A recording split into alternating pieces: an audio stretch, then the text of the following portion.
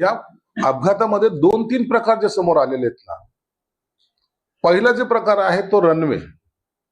जो पहिले रनवेने उतरायचं होतं त्या रनवेमध्ये त्या रनवेने लँडिंग का केलं नाही हा एक प्रश्न आहे.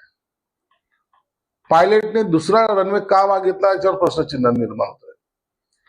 आता ह्या रनवे आणि धोका जर असेल तर त्यांना ते पुन्हा विमानामध्ये एवढं इंधन होतं की त्यांना पुन्हा विमान मुंबईला परतवून जाता आलं असतं किंवा पुण्याला उतरवता आलं असतं.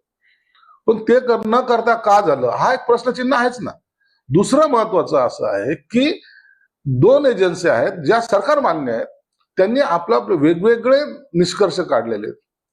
कोणी रनवे बद्दल बोलतंय तर कोणी विमानामध्ये बिघाड आहे. आणि ह्या एजन्स्या हे काय प्रायव्हेट नाहीत, ह्या सरकारच्या आहेत. म्हणून याच्यावर शंकेची जी पाल चुकचुकते ना तर त्याच्यावर आपण लक्ष त्यांनी दिलं पाहिजे. हे दोन्ही अहवाल जर वेगवेगळे येत असेल, जे तफावत येत असेल तर मग शंका घ्यायला वाव आहे.